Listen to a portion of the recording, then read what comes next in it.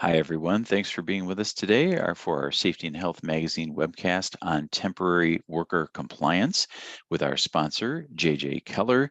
You're in the right place. We're going to give our audience just a minute to get settled and have some more folks join us. Please settle in. Thank you.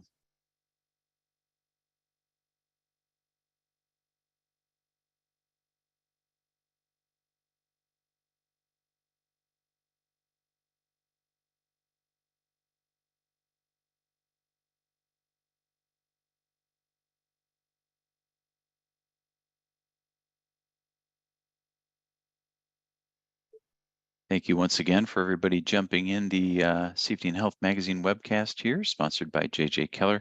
We're going to let our folks settle in just for a few more seconds here, and we'll start the presentation shortly. Thank you.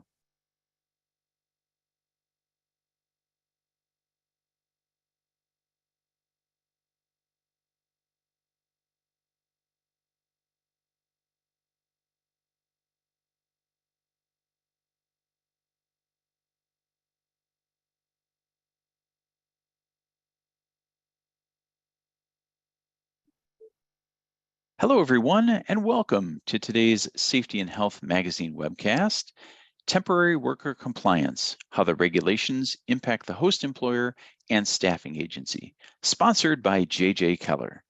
My name is Barry Botino, and I'm an associate editor at Safety and Health. I'll be serving as the moderator for today's event. Before we get started today, I have a few housekeeping items to share with you all. As a disclaimer, the views of today's speakers and organization are their own and do not necessarily reflect those of the National Safety Council or Safety and Health Magazine. Any mention of a commercial enterprise, product, or publication does not mean the council or the magazine endorses those items. After today's presentation, we'll conduct a Q&A with our speakers. If you have a question, just click that Q&A button at the bottom of your screen, type in your question, and press the send button. You don't have to wait for the Q&A to begin to send in a question. We welcome those questions at any time during today's event. After this presentation, you'll be asked to complete a brief evaluation survey, but I'll tell you more about that a little later. Finally, this webcast will be archived. If you want to view this presentation or any of our past webcasts, you can go to safetyandhealthmagazine.com/events. With that, let's introduce our presenters. With us today are Rachel Krubsack and Ray Chishti. Rachel is an editor at JJ Keller and contributes content to a variety of publications, including Safety Management Suite. She writes a monthly newsletter on employee safety training and edits 2 manuals, OSHA Rules for General Industry and Hazard Communication Compliance. She's an expert on topics such as HAZCOM, hearing conservation, bloodborne pathogens, and emergency action plans. Ray joined JJ Keller in 2017 as a workplace safety editor. His expertise includes safety responsibilities in retail grocery stores, warehouse facilities, and construction. He is an OSHA authorized trainer for general industry and construction, and in nearly 2 decades as an EHS professional, he has worked in auditing, management, and executive leadership positions in a variety of industries. Again, we thank you all for joining us today, and Rachel, whenever you're ready, take it away. All right, thank you so much, Barry. And thank you to everyone for joining us today. We know you're all very busy, so we really do appreciate you joining us today. And let's just dive right in here. So it's estimated that over 40 million workers in the US quit their jobs in 2021. And as a result, employers are having to navigate the ripple effects of this great resignation phenomenon. So this unprecedented change in the US labor market has caused many employers to consider using or increasing their use of staffing agencies to hire temporary workers due to the struggles of finding quality candidates. But hiring temp workers does come with unique considerations for both the host employer and the staffing agency. So in general, the staffing agency often controls a temporary worker's paycheck and selects the host employer location where the worker will be sent. The host employer, in turn, assigns the work to be done each day and controls the operations in the physical workspace. Temporary workers can bring great value and help to an organization and help to drive a productive workforce, which leads to an increased competitive advantage. They also carry with them some concerns, which we'll talk about. Many jobs only last for a short duration, which often finds the temporary worker in new and unfamiliar settings several times throughout the year. And they may be assigned more hazardous jobs or tasks. This puts them at an increased risk of work related injury. There's often a lack of communication, or at the least insufficient communication, between the host employer, the staffing agency, and the temporary worker. And often language barriers can create their own set of unique challenges for all parties involved. Temporary workers often start a job with insufficient training, and many times there are unexpected changes to temporary worker job duties that are not reported to the staffing agency. It's also known that temporary workers are more afraid to express their concerns even when their health and safety is on the line. And this may be from a fear of reprisal, a desire to fit in with coworkers, or any number of other reasons. Or they may be confused as to which agency is responsible for different aspects of their employment.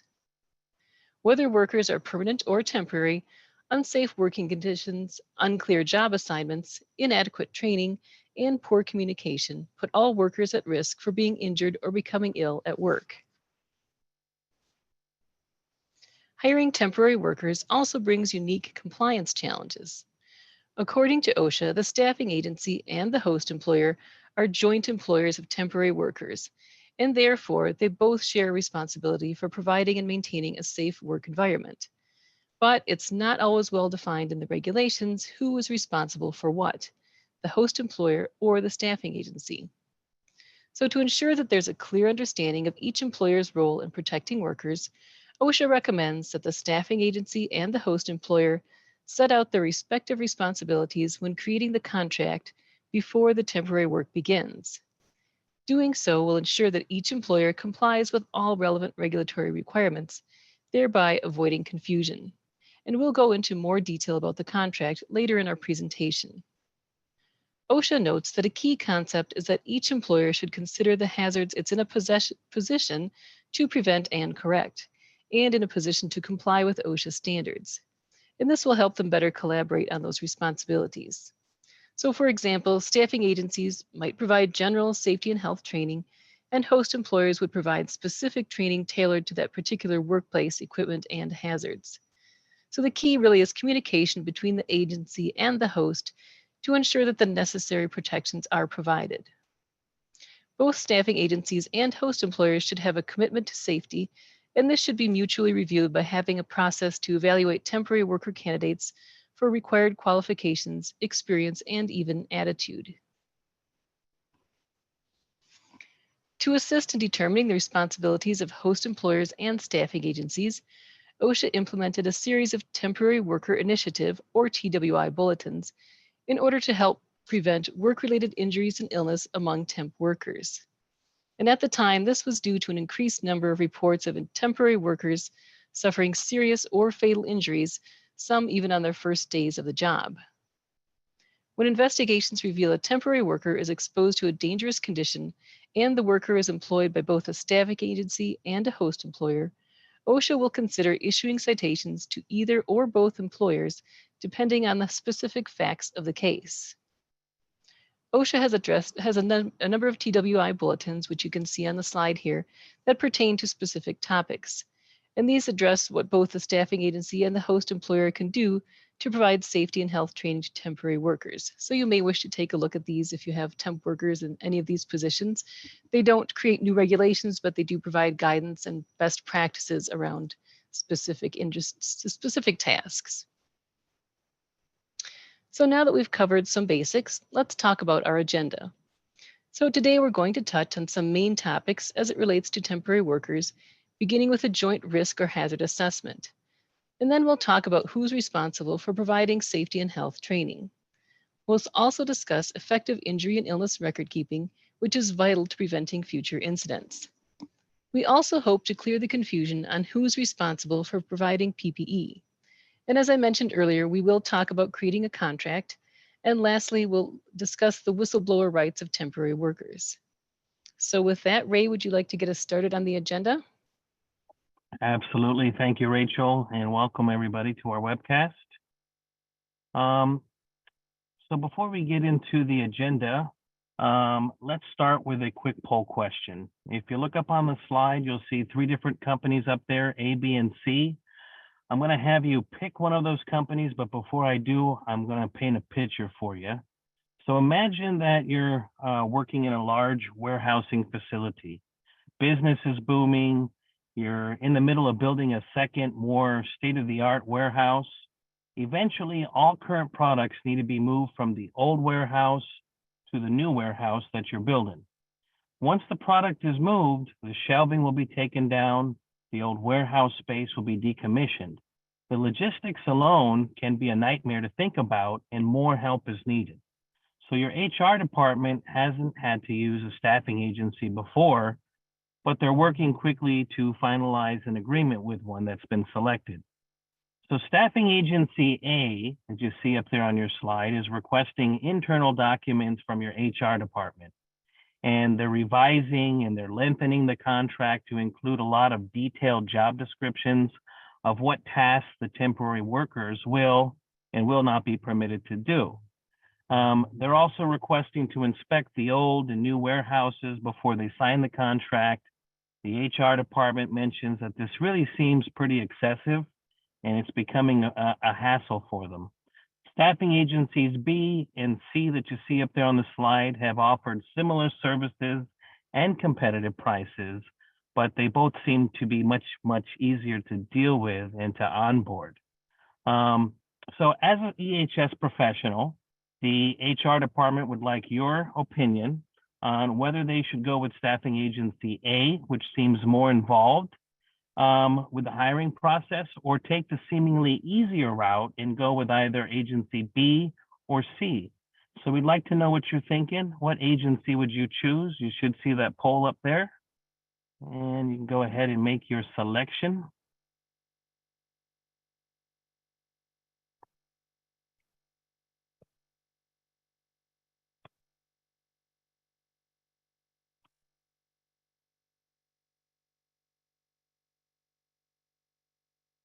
All right, so let's see what those poll results look like. And it looks like staffing agency A wins. So you guys, 95% of the room here went ahead with staffing agency A, about 2% for B, about 3% for staffing agency C. And you can see up there, as I mentioned, staffing agency A is asking a lot more questions, a lot more detail, a lot more thoroughness. And as Rachel and I go through today's webcast, will help you realize why that's so very important. All right, on this next slide here, we're going to jump into hazard assessments. Familiar topic for you, but OSHA requires employers to provide a workplace that's free of recognized hazards. Very important. And this is for all employees. And so this includes not just your permanent employees, but also those temporary workers. So as a host employer, a hazard assessment or evaluation of the workplace can identify sources of hazards or potential exposure to your workers. Identifying hazards must begin with a workplace inspection of things like equipment, processes, and procedures that you have. I highly recommend that you conduct interviews. By conducting those interviews, you're going to be able to get a clearer picture of your workplace risk and exposure. So as a staffing agency, you should request to review any hazard assessments that have already been completed, as well as carefully analyze the key performance indicators. So that inspection data, injury and illness records, also known as the 300 logs, OSHA 300 logs. Get those for the last 3 years, take a look at those and see what the injury data looks like. Sometimes for both parties, you got to keep in mind that most types of hazard assessments, such as job hazard analyses or a comprehensive safety audit, they're really not addressed in the OSHA regulations in much detail, but they are viewed as best practices. So for example, OSHA requires a hazard assessment to determine things like if a workplace would require the use of personal protective equipment, which we'll talk about more in today's webcast. So on the next slide here, getting more into the hazard assessment process. It should be performed before the contract is signed. Really recommend this. You don't want any surprises that might pop out at the last minute. Especially if you've already signed the contract and you haven't done this process, there might be things that you didn't realize. Other things the staffing agency and host employer will want to review include things like task assignments. You want to review written job descriptions, very important. It should be clearly identified what the worker will do and should not be doing. You got to have this in writing. It has to be very transparent. And this is also going to help to identify what the anticipated exposures are going to be. So that way, when you're performing your hazard assessment, you have an idea of what topics to focus in on. Know that equipment or machinery the worker may be asked to use, as well as identify any potential safety and health hazards that might be associated with that equipment or machinery or tools or processes that they might be using. So prior to writing and signing a contract, the host employer and staffing agency should evaluate all facets of the safety and health program that the temporary worker is going to be hired to perform. Very important.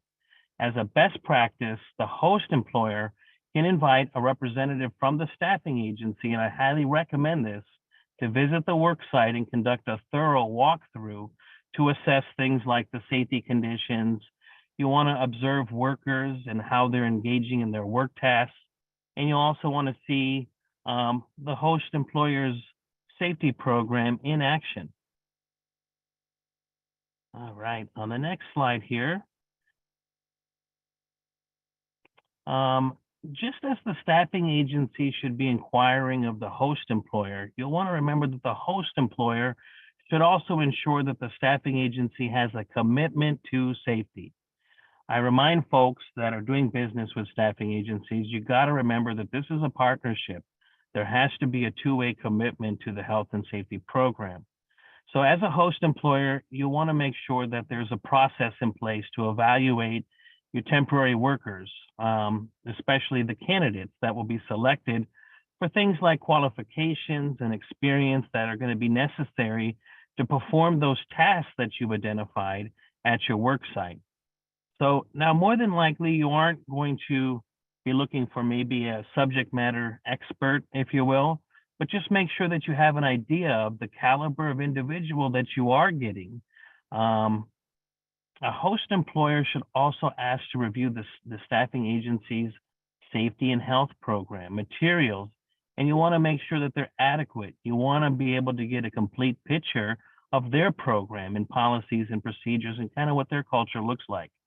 And this should also include an explanation of the general safety and health awareness training that's provided to the temporary workers before placing them at your facility. Very important to get that complete picture. Rachel, would you like to talk more about training? Well, I sure would, Ray. Thank you. So let's take a look here about, specifically about conducting safety and health training and new project orientation and who's generally responsible for which pieces here. So the staffing agency is usually responsible for providing generic safety and health training so that its workers have a basic ability to identify hazardous situations, know how to report those hazards, injuries, and illnesses, and understand their rights if they're confronted with a hazardous situation at a work site. So keep in mind, though, that many staffing agencies don't have a dedicated safety and health professional, and even when they do, these people really can't be everywhere at once. It should be clearly understood and written into the contract who will be providing what training and how the knowledge acquired by the temp worker will be assessed by both the host employer and the staffing agency. And keep in mind that if you're a host employer, that you can request to review the general safety and health awareness training provided by the staffing agency to determine if it's adequate. And at a minimum, this training should cover specific details of the assigned job, a basic overview of employer responsibilities and workers' rights and responsibilities, and common hazards and protections, including any PPE provided by the staffing agency. Many fatal incidents have occurred where temporary workers were not provided the training necessary to do their job safely. The staffing agency and the host employer share that responsibility for training temporary workers, and this training must be completed before the worker begins work on a project. and it must be in a language and vocabulary that the worker understands. In most cases, the host employer is responsible for site-specific training, while the staffing agency is responsible for ensuring that employees have received general safety and health training. Site-specific training should include information on which tasks the temp workers are approved to perform, and should be outlined in your contract, which we'll talk about later. Training should also include any hazardous tasks they will not perform and any equipment or machinery that they're not allowed to operate, and the reasons or hazards of why they're not able to perform certain tasks. The temp workers need to be trained on how to recognize site and task-specific hazards and understand the best ways to reduce or eliminate those hazards. This also includes training them on the location of any safety data sheets if they're exposed to hazardous chemicals and how to obtain copies of those. A big source of confusion deals with personal protective equipment, or PPE, which we'll talk about a little bit later in more detail. But from a training standpoint, the temp workers do need to know how to properly, put on, take off, adjust, and maintain it, as well as its limitations and shelf life. Now, if the staffing agency has completed this training as stated in their written contract, the host employer should still provide a review of this information. Temp workers will also need information on how to obtain first aid treatment, such as knowing if there's a phone number they're supposed to call, or do they just call 911? Is there a nurse on site? Do they go to a first aid station? And those kinds of things. Site-specific training will also include the employer responsibilities and workers' rights and responsibilities under OSHA law, which includes the right to refuse dangerous work and the whistleblower protection rights, with an emphasis that temp workers do have the same rights and responsibilities as your permanent workers. The temp worker will need to be trained on any emergency procedures, which includes site and task-specific emergency procedures, including your exit routes, rally points, severe weather, shelter locations, and emergency stop or shutdown procedures for any specific equipment that they use. They'll also need to be trained on how to report safety and health incidents and concerns, along with any close calls or near misses they may experience or witness. Temp workers also should be trained to report this information to both the host employer as well as the staffing agency, including procedures on how to report, what to expect after reporting, such as any follow-up or paperwork that might take place, and there must be an emphasis from both parties that the temp worker will not be punished or looked down upon for reporting any concerns. It's also important to let temporary workers know how to participate in any safety and health programs offered by the host employer, including safety meetings and toolbox talks, scheduled trainings and safety committees, along with hazard-specific programs such as hearing conservation, respiratory protection, and lockout tagout. And lastly, site-specific training should also include an assessment of the knowledge gained during the training. So before the temp worker begins, but after that training has been provided, the host employer should just ensure that the temp workers really understand the key concepts from that training as it applies to their job. And also, of course, don't forget to document when and what training was completed and include the names of the workers you've trained and the names of the instructors. So we've talked a little bit about training in general, and we'll touch on more site-specific training further into our presentation. So now I am going to pass it back to Ray to talk a little bit about injury and illness record keeping. All right, terrific. Thank you, Rachel. Good stuff. So effective injury and illness reporting, response, and record keeping, they're going to be very vital to preventing future incidents, right? Host employers should ensure that temporary workers are aware of the procedures to report work-related injuries and illnesses and near misses, and are encouraged to communicate safety and health concerns without fear or retaliation. It's very important to do. You're going to have temporary workers that may not be familiar with your facility, so they may shy away from reporting or mechanisms that you have in place. So it's very important that when you do receive those temp workers that you iterate how important it is to communicate and report these types of events. So OSHA requires that injury and illness records be kept by the employer who's providing day-to-day supervision and controlling the means and manner of the work, which is most cases going to be the host employer. So you want to set up a way to track and communicate with the staffing agency. And it's going to be important to coordinate with them how to make injury and illness records available upon request of temporary worker or worker representatives who may need access to them. And the best way to do that is to have, I would reduce it to writing via your contract that you have with the staffing agency. Make sure that it's written there. The host employer should immediately inform the staffing agency if a temporary worker does experience a work-related injury, an illness, if there's a near-miss event, so that way they're aware of the hazards facing their workers and they can start the workers' compensation claims process as is applicable without any delay. The next slide here, getting more into reporting those serious incidents. So employers that provide supervision have a reporting responsibility, right, to OSHA. Things like fatalities have to be reported within 8 hours, and injuries and illnesses involving things like amputation, loss of an eye, an inpatient hospitalization, those things have to be reported within 24 hours.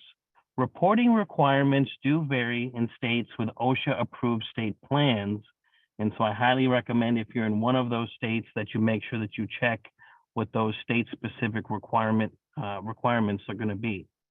Reporting involving temporary workers are more likely going to result in some sort of inspection activity, probably an on-site inspection by OSHA. There's also things like a rapid response investigation, which are handled remotely. But again, if one of these serious incidents is communicated to one of the OSHA agencies, you should inspect some sort of an on-site inspection. So host employers should engage in a partnership approach with the staffing agency. That's really true for really anything that Rachel and I are going to discuss here in this webcast. The partnership approach is so important, especially for things like investigations, if there's going to be injuries, illnesses, if there's a near miss event, you want to get the staffing agency's involvement, and you certainly want to get the involvement of the affected workers to determine things like the root cause. You'll want to determine the immediate corrective actions that are going to be necessary, who's responsible for doing what, and opportunities to improve their respective injury and illness prevention programs. So temporary workers and their supervisors should be made aware of the general procedures for coordinating medical treatment and return to work following a work-related injury. So, you know, maybe your facility has an on-site facility to tend to first aids. Maybe you have a telephone service where you call a third party and they send out a paramedic, or maybe you contract with off-site medical health facilities. And so you want to make sure that those types of things are clearly understood between you and the staffing agency and the employees that you bring over. All right, on the next slide here, getting a bit into PPE, something that we certainly get asked a lot about. So the host employer generally is going to be in the best position to know what types of hazards are going to be present and what type of PPE is going to be required. So they're going to be most familiar with the workplace hazards that the temporary worker is going to be encountering, and they control the worker's activities around those hazards. The staffing agency, as I mentioned, that partnership approach, they do share responsibility for the worker's safety, and they are also going to have to ensure that reasonable steps are taken to ensure that the host employer is conducting the appropriate hazard assessments and that adequate PPE is available for the temporary worker. So to this end, the staffing agency should become familiar with the hazards at the host employer's work site, and certainly maintain communication with its workers and host employer. This pre-planning process and ongoing communication, it's also going to alert the staffing agency to persistent or newly created workplace hazards that may need to be addressed, right? So employers are responsible for paying for and supplying PPE. Very important. And there's some caveats around that. There are some waivers where, you know, if you had a situation where somebody had a personal article, you may not need to pay for it. If employees damaged intentionally the PPE, you may not need to pay for it. So there are some waivers, but generally employers are going to be responsible for paying for that PPE. You may wish to review OSHA's bulletin on this. It's TWI Bulletin 2, as shown on the slide, which is going to give you a bit more guidance. And with that, let's dive into some more specific PPE requirements. Rachel? Okay, thanks. So PPE requirements vary between industries and according to applicable OSHA standards. So the standards shown on the slide address PPE in both general industry and construction, as you can see. And as we mentioned earlier, both the host employer and the staffing agency are responsible for ensuring that adequate PPE and associated training are provided. So at a minimum, that training must cover when PPE is necessary, what PPE is necessary, and how to properly use it, its limitations, and the proper care, maintenance, useful life, and the disposal of that PPE. The host employer is often best situated to provide the training, but should work collectively with the staffing agency to ensure all appropriate training has been conducted. So in that TWI bulletin on PPE, OSHA states that both employers may still be liable if adequate PPE and training is ultimately not provided to the workers, regardless of which employer agreed to provide the PPE and the training. So now we'll take a look here at PPE and training as how it relates to occupational noise exposure and hearing conservation. So exposure to high levels of noise can cause permanent hearing loss, and OSHA's noise standard states that when employees are exposed to noise levels that equal or exceed 85 decibels over an 8-hour time-weighted average, feasible engineering and/or administrative controls must be used to reduce those noise levels in the workplace. And if these controls either fail to reduce the sound levels to the permissible limits, PPE must also be provided and used properly. So in some cases, a combination of engineering and administrative controls and PPE may be necessary to reduce employee noise exposures to the allowable limits. And OSHA also requires employers to implement a hearing conservation program whenever workers' noise exposures equal or exceed an 8-hour time-weighted average of 85 decibels. And both the host employer and the staffing agency are jointly responsible for ensuring that workers receive protection from hazardous noise levels when it's required under OSHA standards. The host employer usually will have the primary responsibility for determining noise exposure levels and implementing and maintaining those administrative or engineering and work practice controls, providing the appropriate hearing protection, and maintaining a hearing conservation program. In cases where temp workers work for multiple host employers for short periods of time, so for example, less than a year, and therefore they may be missed by the host employer's baseline and audiometric testing programs, staffing agencies may be better positioned to meet these requirements. Employers also must ensure that the temp employees continue to receive an annual audiogram if they're still exposed to noise levels above the exposure limit, and that a comparison of the temp employees' annual audiogram to their baseline audiogram is performed in order to determine any loss of hearing. Employers also must record all work-related hearing loss cases on their OSHA 300 log. In situations where that time frame of the work performed is such that the temp workers may be missed by the host employer's audiometric testing program, the employer should determine how the requirements to provide baseline and annual audiometric testing to their temp workers will be met. So in these situations, the staffing agencies may be better positioned to meet those requirements. The staffing agencies should become familiar with any noise exposure hazards and controls in place at the host's employer, and including a hearing conservation program and their protection requirements prior to assigning any workers to that location. OSHA says that as a recommended practice, the staffing agency should take reasonable steps to ensure that the host employer has a hearing conservation program in place that covers temporary workers in the same manner in which the host employees are covered. The staffing agency must inform temp employees of the noise hazards they may encounter and ensure, as far as possible, that its workers are adequately protected. And this would mean including that they're following any safety and health rules like wearing the hearing protection that is required by the host employer. And the employers should consider confirming in writing the specific responsibilities of each employer regarding a hearing conservation program prior to that work beginning. Because it controls the work site, the host employer is best positioned to train the workers on the hearing protectors that are appropriate to those noise conditions found in the work site. And as we had mentioned earlier, the training must include instructions on selection, fitting, use, and the care of the hearing protectors.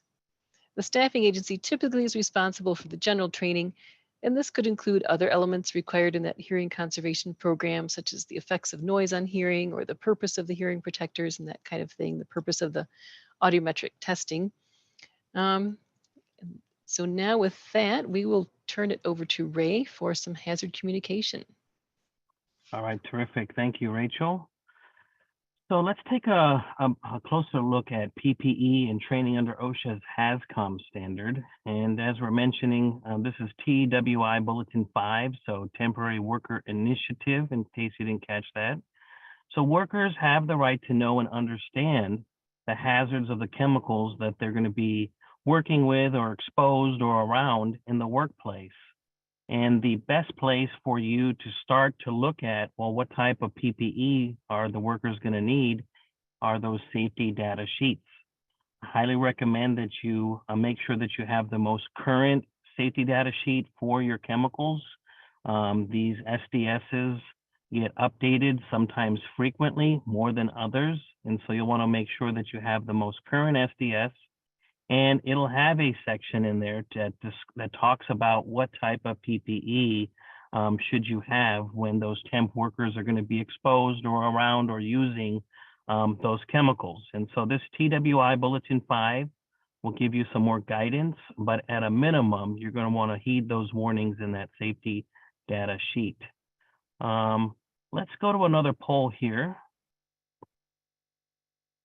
Should see the poll up there, and as we've covered, the written plans must address several things to keep your workers safe. J.J. Keller's Safety Management Suite provides 125 pre-written safety plan templates for OSHA, EPA, and DOT. Just choose your topic, fill out the form, and in minutes, you'll have a comprehensive written plan that's built for your business. Along with templates for written safety plans, our Safety Management Suite does contain award-winning training programs and thousands of customizable training resources to help keep employees in the know and gives you access to our forefront regulatory experts for your questions and other needs. So if you're not already using J.J. Keller's Safety Management Suite, request complimentary access using the poll that you see up there on your screen to take advantage of these resources that I've just discussed. All right. And also, if you'd like access to the Safety Management Suite and our Written Safety Plans white paper, again, please use the poll to select your interests. And while that poll is up and you're doing that, I'll answer just a couple of questions. Keep your questions coming in at the Q&A section. So before hiring a temporary employee, are employers able to conduct pre-employment testing for the technical job? Absolutely. It is, for the most part, called a fit for duty check. And so depending upon what state or jurisdiction you're in, generally, yes, you're allowed to do that. It should be something that you detail in your contract with the staffing agency, who's responsible for that, cost, where is it going to happen, logistics, and check your local jurisdiction. But yes, for the most part, you would be able to do that fit for duty check. Make sure you have good job descriptions. There's lots of different services out there, but yes, absolutely, you'd be able to do that. All right, another question here. If a staffing agency provides a supervisor with the temp workers being used, does it change record-keeping activity in the event of an injury? So it's going to be important that you establish this up front. OSHA is going to expect the supervising employer to go ahead and do the record keeping, unless you have already contracted it with the staffing agency to do it in another manner. So maybe you're requiring, or you guys partner, and the staffing agency is going to take care of that. If that's how it's going to be handled, that's absolutely fine. All right, and with that, let's jump back into the webcast.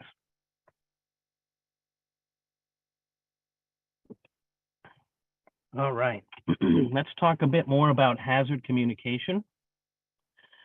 So, as recommended before, the staffing agency and host employer should discuss that responsibility, right? I mentioned they're going to want to take that partnership approach, very important.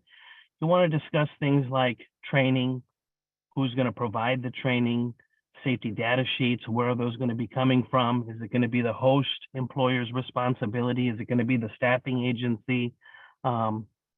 If it is going to be the host employer's responsibility to maintain and have those safety data sheets, where are they going to be located?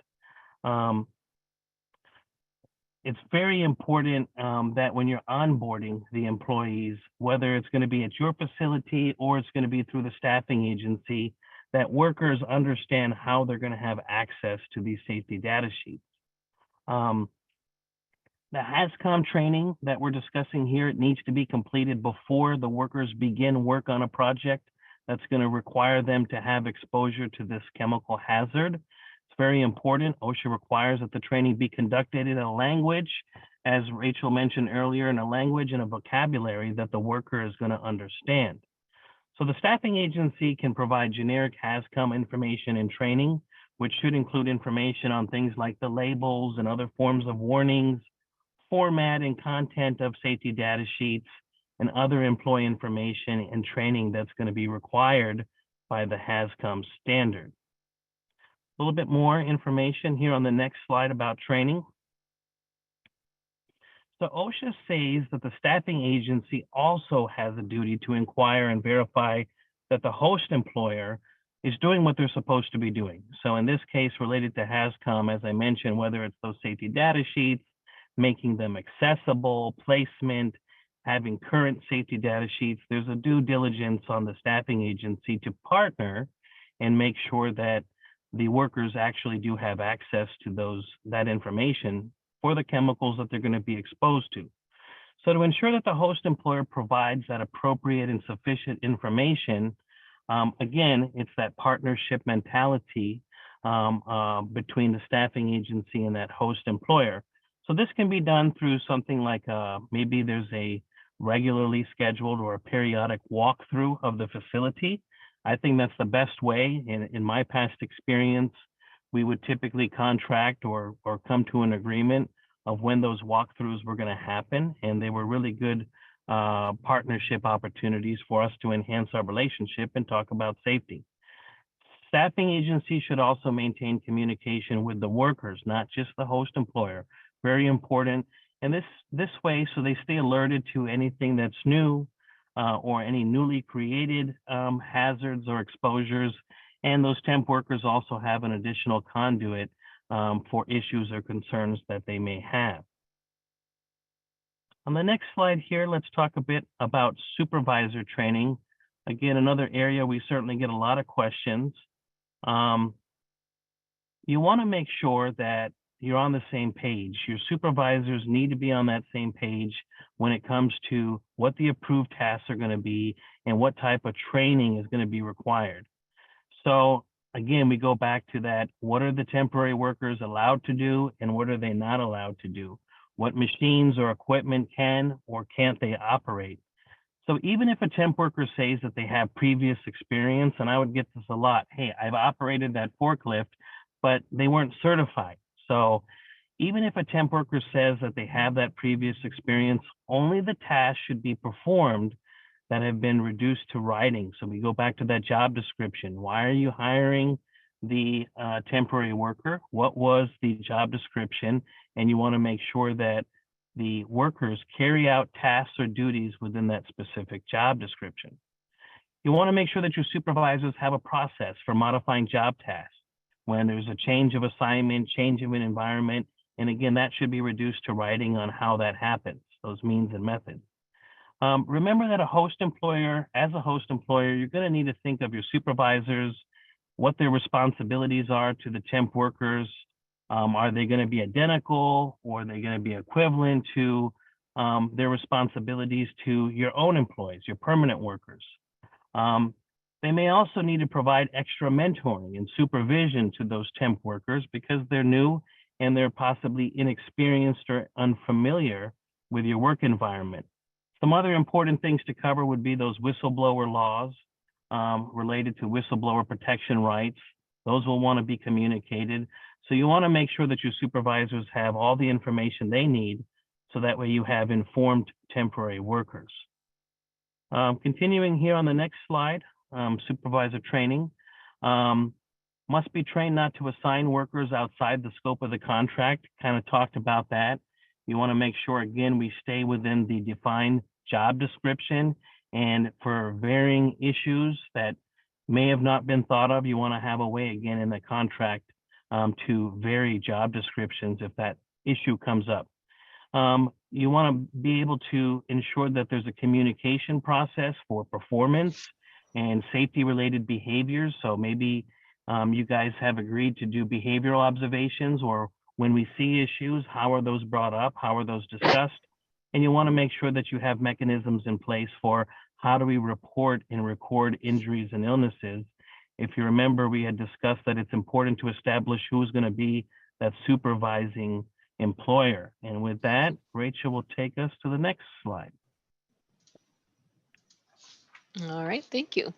So supervisors also should have an understanding of acclimatization to heat and cold and of ergonomics and how these apply to the temporary workers. And while OSHA doesn't have a regulation specific to heat, cold, or ergonomics, they can cite under the general duty clause if they deem that situation warrants that. And as we mentioned, supervisors must be trained on the need for temporary workers to acclimatize to the heat or cold, and that acclimatization is a process by which the person gradually increases their exposure to time to changes in their environmental conditions. And you may want to take a look at that OSHA's TWI Bulletin 12, you can see on the slide there, as it relates to heat stress and temporary workers. And if you're in California, Minnesota, or Washington, you want to think about your state's regulations surrounding heat stress.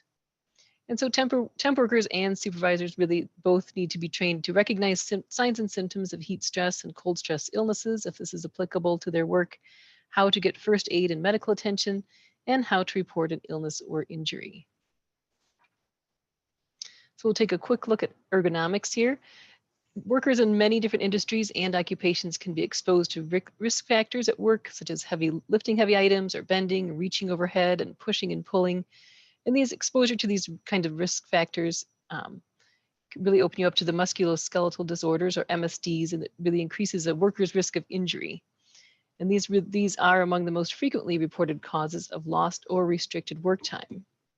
So ergonomics, or fitting a job to a person, is a process that helps lessen muscle fatigue, increase productivity, and reduce the number and severity of work-related injuries.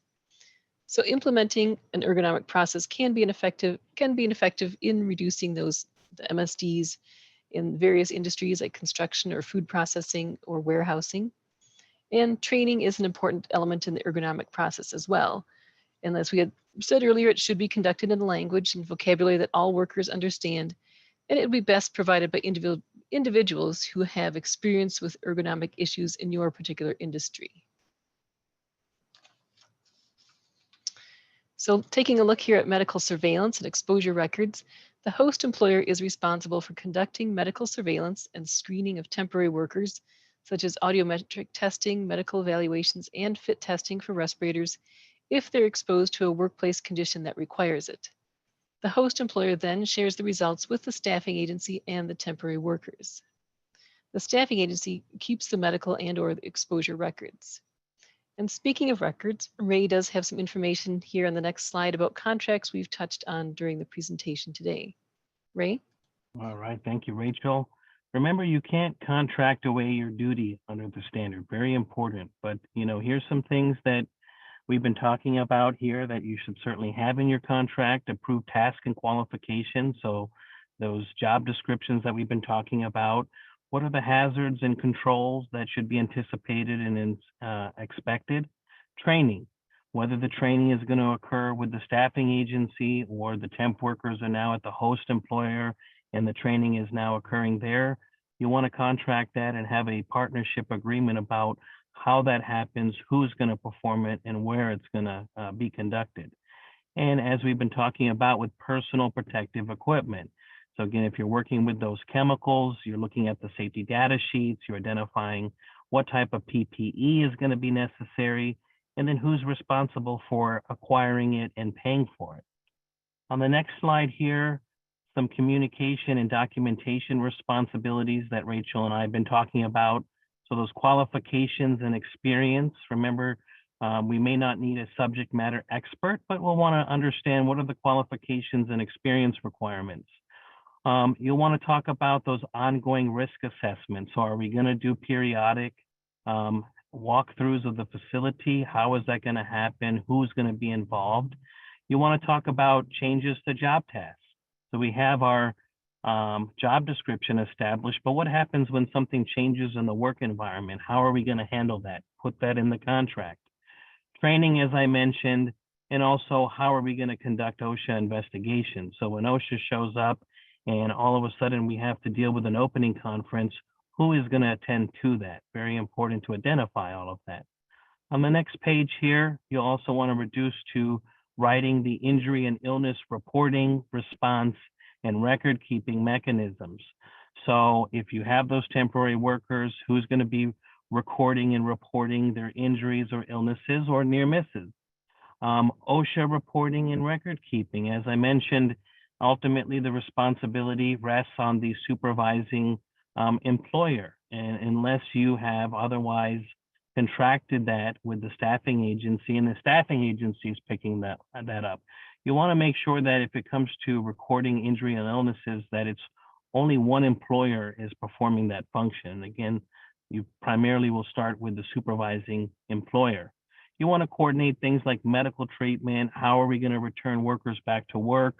And how are we going to get requests generated? So if temporary workers have a request, who do they talk to? Where do they go?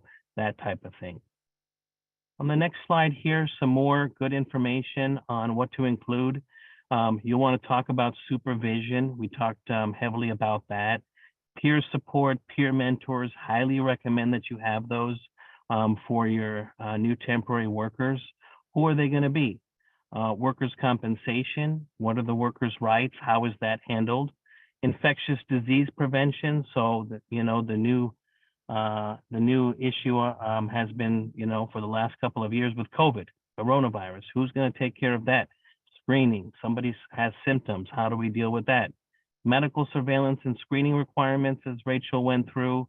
Are we a secure site? So is there a background check? Are we on a military site that requires a background check? You want to ensure that the standards are consistent with the work practices. So you want to be able to identify what are the job descriptions, what are the work scopes, and you'll want to make sure that that's inputted into your contract.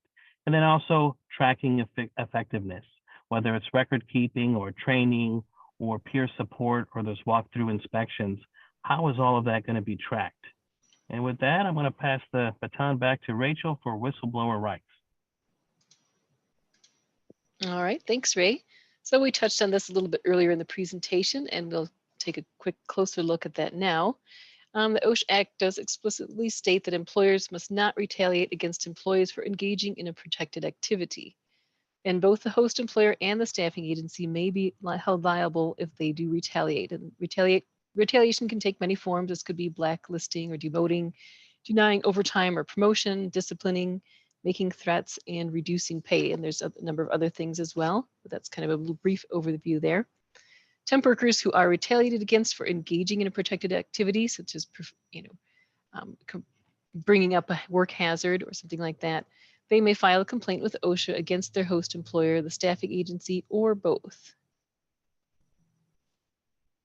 And we've covered a lot of material today, and this slide does provide an overview of what host employers and staffing agencies can do by exchanging safety programs, as we had talked about, requesting training records, addressing safety and health in your contract, training your frontline supervisors, setting up an injury tracking system, and basically just keeping communication open. The staffing agencies should establish methods to maintain contact with temporary workers, and this could be as simple as touching base with workers throughout their assignment, maybe when they pick up their paycheck, or if you send an email or make a phone call. The staffing agency does have the duty to inquire and, to the extent feasible, verify that the host has fulfilled its responsibilities for a safe workplace. And this slide shows a breakdown of duties as they're typically shared by the host employer and staffing agency. And as we mentioned, you'll want to spell this out in your contract so that there's a clear division of who's responsible for what. We've listed some resources here on this slide that you may find helpful when hiring temporary workers. And with that, I would like to thank you for joining us today. And it's time for your questions now. And if you haven't sent yours in, please do so. Ray and I would like to also thank our event sponsor, J.J. Keller Safety Management Suite. With your complimentary access, you'll access all our most popular safety management tools, including written safety plan templates, customizable training programs, audits and inspection checklists, word-for-word federal regulations, state regulatory comparisons, and much more. If you'd like to access to the Safety Management Suite, let us know your areas of interest, and we'll also send you our complimentary white paper, Required General Industry OSHA Training at a Glance. And with that, we are ready to answer your questions. Great. Well, thank you so much, Rachel and Ray, for sharing your knowledge with us today. Before we start the Q&A today, I want to let everyone know about the evaluation survey that we're asking you to complete. The survey will open in a different screen after this webinar, and your input is important to us because it does help us to improve our future webcasts. Now, let's get to some of those great questions we have here. And Rachel, I want to start with you, and just a clarification here from one of our listeners today. Did she understand correctly that the site-specific training needs to take place before the temp worker begins at a host agency? The site-specific training, it should take place at least before the temp worker starts the job duties. So that would, that's the most important time there, before they are in your facility. Well, when they're in their facility, but before they start their job duties there. Okay, thank you for that. Ray, next question for you. If the host agency works with temp workers that come and go on a daily basis, for example, there are different temps that rotate in and out on a routine basis, do any of the training requirements change? They could change if the work process is going to change. So if not, then no, they wouldn't change. But again, if you're going to have new job descriptions, new work processes, new hazards, then certainly the new training aspects would be applicable. Okay, thank you for that. Rachel, next question for you. Are employers required to have immunization and program entry requirements listed in the staffing agency contracts, or is this just merely a suggestion? I would say it's not a requirement, but a suggestion or best practice to do so. Okay, excellent. And Ray, I'm going to come to you with the next one here. Are there differences in the requirements between a labor broker contract versus a service contract? Certainly, and they can differ depending upon your jurisdiction or the state that they could be occurring in. So I would highly recommend that if you have access to a legal professional, they can help you navigate the differences and the nuances that again can change depending upon the jurisdiction that you're in. Okay, thank you so much for that. Rachel, a question for you. Do the standards differentiate between temporary workers from a staffing agency versus independent contractors acting as a sole proprietor? I would say generally most standards, as far as like hearing conservation or that type of thing, don't mention either one. Certainly in record keeping, I believe they do. Ray, do you know, are you more specific on that? Yeah, I mean, there's typically not a big difference. Again, I would look at the jurisdictional differences, but the basic element is that you have a temporary worker, where they're coming from, whether it's a sole proprietor, independent contractor, or a traditional staffing agency. Really, it's looked at all as the same under OSHA's eyes, but again, there could be different nuances depending upon your jurisdiction. Okay, thank you for that.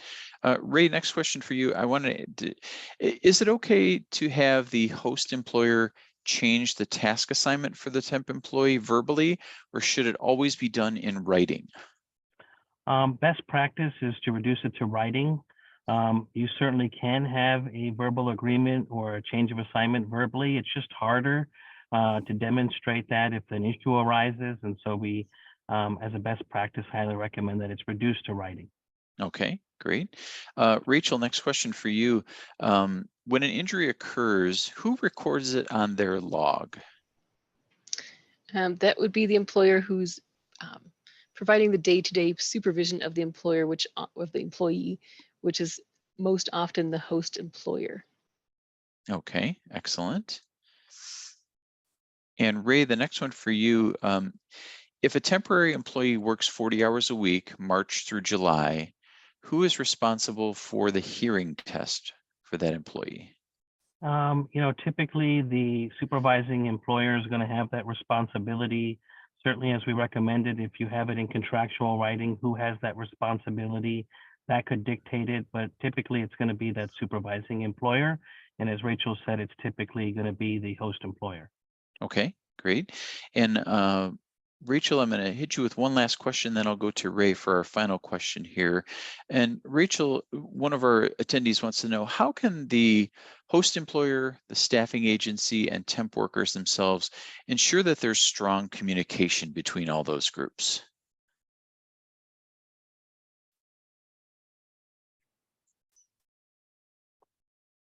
I think it's just important to make sure that there's a partnership approach from the get-go. Establish that partnership. Make sure that you have touch points built into the contract, how we're going to communicate with one another. Those are the ways that I've typically done it in the past, and they've worked well. Okay, great. Well, thank you for that, Ray. And one last question here from our audience. Should contractors and temporary work arrangements be accompanied by a permit to work?